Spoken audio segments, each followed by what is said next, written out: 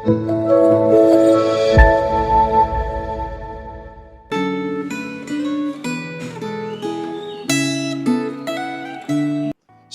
Bapak Ibu Saudara sekalian. Mari sebelum kita kembali membaca dan merenungkan firman Tuhan pada hari ini, kita bersatu di dalam doa. Bapa kami yang bertata di dalam surga, Tuhan, kami mengucap syukur satu kesempatan anugerah Tuhan berikan kepada kami boleh membaca dan merenungkan firman-Mu. Tuhan, hati kami siap. Tuhan, taburkanlah firman-Mu dan bentuklah kami supaya kami menjadi pribadi yang semakin cinta Tuhan, semakin mengasihi Tuhan. Terima kasih Tuhan, pimpin kami. Di dalam nama Yesus, kami berdoa. Amin. Bapak Ibu Saudara, tema Gema hari ini saya beri judul Kasih Karunia Allah kepada Manusia Berdosa, yang terambil dari Kejadian pasal 49. Tetapi hari ini kita hanya akan membaca ayatnya yang ke-8 sampai ke-12. Mari kita bersama memperhatikan Alkitab kita masing-masing. Demikian firman Tuhan.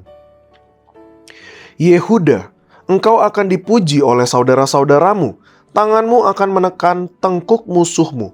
Kepadamu akan sujud anak-anak ayahmu. Yehuda adalah seperti anak singa. Setelah menerkam, engkau naik ke suatu tempat yang tinggi. Hai anakku, ia meniarap dan berbaring seperti singa jantan atau seperti singa betina. Siapakah yang berani membangunkannya?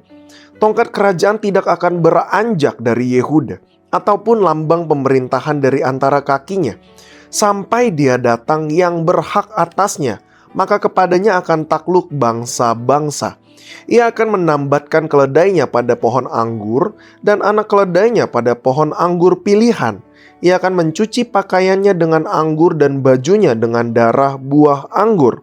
Matanya akan merah karena anggur dan giginya akan putih karena susu. Sedemikian jawab pembacaan firman Tuhan pada hari ini.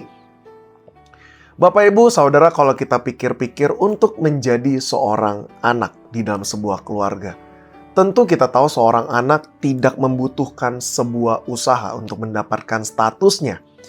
Bukan karena anak itu baik, bukan karena dia penurut, bukan karena seorang anak kemudian membayar uang dalam jumlah tertentu maka dia disebut anak. Usaha satu-satunya yang dibutuhkan oleh seorang anak adalah menangis ketika dia keluar dari rahim ibunya. Saudara, sama halnya dengan kita sebagai orang-orang percaya kepada Yesus yang disebut sebagai anak-anak Allah. Status kita sebagai anak Allah tidak kita dapatkan karena perbuatan baik atau sumbangsih di dalam kehidupan kita. Semata-mata hanyalah karena kasih karunia Allah kepada orang-orang berdosa. Dan di dalam Gema hari ini kita pun bersama akan melihat bagaimana kasih karunia Allah begitu nyata bahkan di dalam kehidupan seorang yang bernama Yehuda.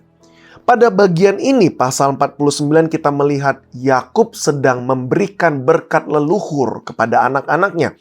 Usia Yakub sudah tidak muda, 147 tahun. Yakub sudah mencicipi yang namanya asam garam, dari yang manis sampai yang pahit selama kehidupannya. Dan di dalam bagian ini kita melihat Yakub memulai bagian ini dengan memanggil anak-anaknya untuk memberikan sebuah berkat leluhur kepada masing-masing anaknya dia. Ini menunjukkan sebenarnya bahwa Yakub sadar betul bahwa waktunya di dunia sudah tidak lama lagi. Berkat leluhur yang akan dia sampaikan adalah berkat yang diberikan dari seorang ayah kepada anak-anaknya sebagai bentuk doa dan harapan untuk hidup mereka di masa depan. Tentu berkat ini mengacu kepada janji Allah kepada Abraham di dalam Kejadian pasal 12, yaitu mewarisi tanah perjanjian Kanaan. Berkat yang disampaikan oleh Yakub kepada anak-anaknya sebenarnya bukan tentang harta warisan, melainkan pemberitahuan tentang apa yang akan terjadi di kemudian hari. Berkat ini yang biasa kita sebut dengan berkat leluhur. Perhatikan bahwa sebagian dari apa yang akan terjadi dengan keturunan anak-anak Yakub ini sebenarnya berkaitan dengan perbuatan mereka. Sehingga ada yang mendapatkan berkat, tetapi ada juga yang mendapatkan teguran bahkan begitu keras. Ruben, si anak sulung, tidak menjadi yang terutama karena ia telah melakukan kesalahan fatal. Dia berzina dengan Bilha yang merupakan gundik ayahnya. Simeon dan Lewi, anak kedua dan ketiga, juga bukan yang terutama. Karena ketika mereka marah, mereka membunuh banyak orang secara licik. Yehuda, anak yang keempat, adalah anak yang justru mendapatkan pujian. Yehuda betul pernah melakukan hal yang sangat memalukan. Dia berzina dengan menantunya sendiri. Akan tetapi perbuatan yang memalukan ini kemudian tertutupi setelah Yehuda melakukan tindakan kepahlawanan. Dia membela Benyamin, anak adik bungsu laki-lakinya dia, dengan kesediaan mengorbankan dirinya untuk menerima hukuman. Tindakan kepahlawanan dari Yehuda membuat dia beroleh penghargaan utama, yaitu bahwa semua raja kerajaan Israel Selatan adalah keturunan Yehuda. Bahkan kita tahu nubuatan Yesus Kristus lahir, Sang Mesias itu juga berasal dari keturunan Yehuda.